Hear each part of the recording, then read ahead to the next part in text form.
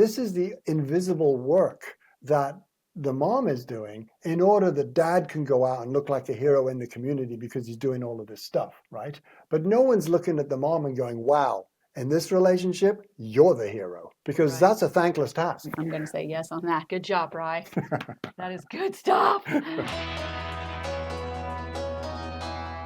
Hey there, and welcome to He Said, She Said, the Gen X Survival Guide. I'm Angie DeGeronimo, your habit change expert and co-author of the Little Wonders Playbook. And I'm Brian Asher. I'm an artist, a coach, and your guide on the journey from burnout to badass. Yes, today we're pulling back the curtain on something that has quietly taken over many women's lives.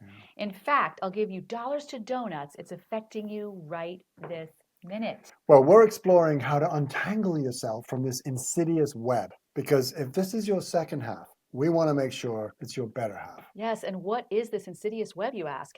It's the invisible labor that defines so many women's lives today. Yeah. Stick with us, because we're also going to dig into how the Little Wonders framework can help you take that first step back to freedom. Okay, Ange, let's set the stage. Yes. The average Gen X woman spends between 25 and 35 hours a week working a paid job, but another 14 hours for all the housekeeping and childcare related activities. I can't believe that, Yeah. but yes, that's right. And don't forget about the mental load tasks she's quietly managing in the background, like scheduling the dentist appointments and picking up the perfect birthday gift for grandma, and keeping track of school calendars and remembering to buy socks before the winter hits. It's endless. It's just endless. And here's the deal, many women are bringing home a significant paycheck. They're bringing home the bacon, but they're also acting as caregivers, not only for kids, but also for parents. Yes, add all that up, and we're seeing an epidemic of burnout among Gen Xers. Right. And that's why we're here. So today we're going to illuminate this mental load that's been hiding in plain sight and share ways to release it. Plus, we're going to unpack how midlife can actually be a moment of power and potential if you play your cards right. Okay, Angie, I want to start with something basic. So what do we mean by invisible labor? It basically means it's all the unpaid, unseen work that keeps life busy all the time. It's always going. It's overwhelmingly done by women, like keeping track of family birthdays and reminding kids about their homework and knowing even when the dog's next vet appointment is due. And it's also that emotional labor too, though, isn't it? So it's always the women that are concerned that everyone's happy on the vacation, or that when it comes Thanksgiving or Christmas dinner, that the right people are sitting in the right places so no one's fighting, right? Yes, It's and here's endless. the kicker. That all adds up. The same Pew Research study we referenced earlier found men are stepping up, so they're doing about an average of 8 hours of childcare a week, but the disparity remains pretty big. Yeah. All right, now we're going to talk about how all of this affects our health and happiness, right? Yes. And let's start with this idea. What does it cost women, because clearly it costs more than just time. 100%. Look, women are trying their best to juggle it all, but instead we have anxiety, insomnia, and resentment. And when their plate is too full, we found their health is almost always what gets pushed to the back burner. Yeah. That's what they need the most. Yeah. Right? And that's when everything goes downhill, right? Because I think that when you're in your 20s and your 30s and even your 40s, you've got the strength and stamina, but it's a cumulative impact. It builds up over the years. So by the time you get to your 50s, if you're still burning the candle like that, you're going to have negative health outcomes. So where did this all start? I ask myself that all the time. It wasn't like I grew up in a household where I had all this attention that I was giving my children. The detail in which I took care of my children, I often asked myself, like, what am I doing? Knowing everything at every moment, every part of the day. I was back and forth from the job. I was picking up. I was dropping off. I was taking to the after school. I was in the sports. I was making the dinners. I was bringing the snacks. I was driving the kids, friends, and working. So and I didn't see my mother do any of that. It's an interesting question, Yeah. So are we seeing this epidemic of burnout and the conversation we're having around invisible labor? Is it because, women are working big jobs outside of the house, very demanding, they're also responsible for most of the housekeeping and childcare, which we've been discussing. But the truth is that is a new thing for us, for a certain class of women. because, poor women have had to do that work for always. They've always had to work and they've always had to look after. So maybe this is about parenting style, that for some reason, the parenting piece of this whole thing has become so labor intensive that it's pushing past women's abilities to do it effectively without going crazy. So when you say parenting styles, can you tell me a little bit about that? As you know, I'm not a parent myself, but I certainly observe those people in my life, that are parents, and it just seems that the expectation is so high. I mean, they're scrolling, Instagram and these other things, and they're seeing all these perfect lives Oh, reflected. that's so true. Yes, yes, yes. And the birthday parties have to be perfect, and they've Okay. got to go to skating, they got to go to music lessons, they got to go to soccer. It's just endless. So the modern culture has us going. That there is a speed, I think, that was up. We talk about that. That wasn't, I'd get home after school and ride my bike, and it was not the way it is now. The constant activity for the kids, Right. or they're going to be left behind in some Right. way. Yeah. Well, you tell the story. I've heard you tell the story about, when your kids were going to kindergarten, right? Right. And you kind of had the idea with like, okay, they're off to kindergarten now, Bye, teach. bye, you Gotta go guys to are going work. to take care of that. And Yeah. then suddenly they're coming home with these long lists of to-do lists, which have to be done by the next day, I mean, right? if this is kindergarten, I was like, okay, I got to get involved. I mean, I have to help this young child. Yeah. Yeah. Like, yeah. So we used to talk, my husband and I would talk about like just what had to get done was outside of what a typical child, I think, could achieve and should even try to achieve. Or a parent for that And matter. so then we jump in, right? Where that wasn't that way. Yeah.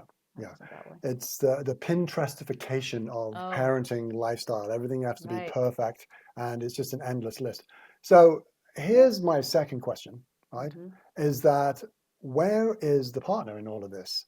Because if one member of the household is running themselves ragged trying to make all this stuff happen, where is the support from the partner? I can only speak to my situation, right? I have a partner who is a teacher, so we could alter our schedule so that when I was not with the kids, he was with the kids. But ultimately, I think when both are working, it does fall to childcare. With the clients and friends that I watch and work with, it's very simple. They have a flexible job part-time and they're doing it with the other parent, Right. or they're full-time and they're not really in the house very much, all the way to mom works full-time and they're Mr. Mom. So there's varying answers to that. I think you're being generous, right? Because I think some of the things that I see is I see that the mom is at home breaking her back, getting the food on the table, bathing the kids, getting them here, getting them there. And the dad is like, well, I would love to help, but I'm actually reffing hockey, or I'm out with Little League, and he sort of plays the part in the community, right? He's like the hero dad in the community. Yes, yes, yes. Oh, so honey, I would love to do the dishes, but I have to go out and I got a game Yes. tonight. And meanwhile, this is the invisible work that the mom is doing in order that dad can go out and look like a hero in the community because he's doing all of this stuff, right? But no one's looking at the mom and going, wow, in this relationship, you're the hero, Right. because right. that's a thankless task. Yes on that. I'm going to say yes on that. Good job, Bri. That is good stuff. So let's move on, and it's time to talk about some practical steps for people to help them lighten the load. Yes. Right? First, you've got to see it. So we help people write down every mental task you're actually managing.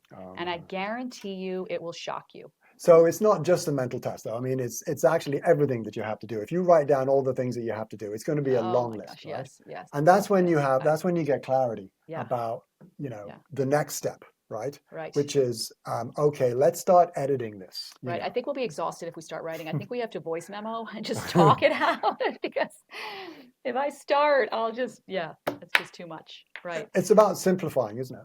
Yes, we like to help people ask the question, what can you stop doing?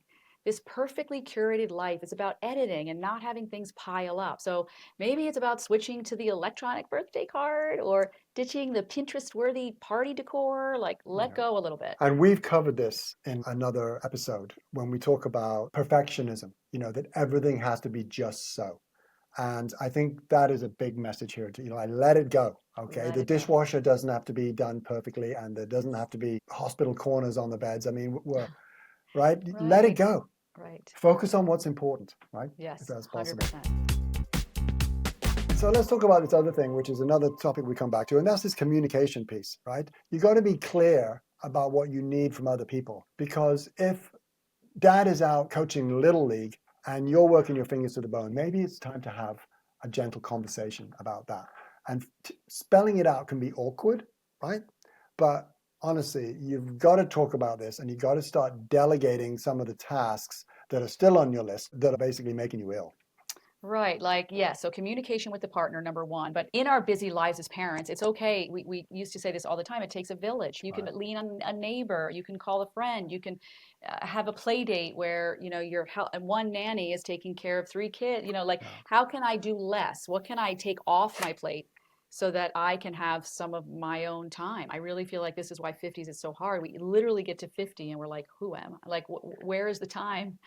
What happened to my life?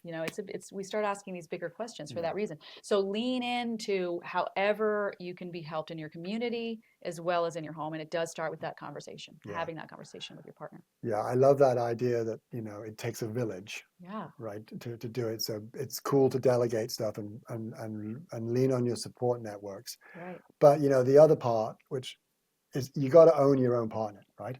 You got to own the fact that it's perfectionism, or that you're not delegating. Oh, you want everything to be perfect. You want it to be the Pinterest birthday. That's your part, right? Right. So if you're feeling burned out, ask yourself. Yeah, do less.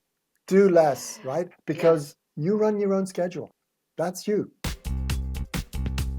If today's conversation at all resonated, remember this isn't about radical change. It's about those small wonders that add up to a life that you can love. Yeah. Well, thank you for joining us today. And don't forget to grab a copy of the Little Wonders Playbook. And you can visit us over at thehouseoflittlewonders.com. There you'll have tools and community to help you stop managing everyone else's chaos and start getting back to the fun and adventurous women we know you are. Well, this has been He Said, She Said, the Gen X Survival Guide. My name is Brian Asher. And I'm Angie DeGeronimo, and we'll see you next time.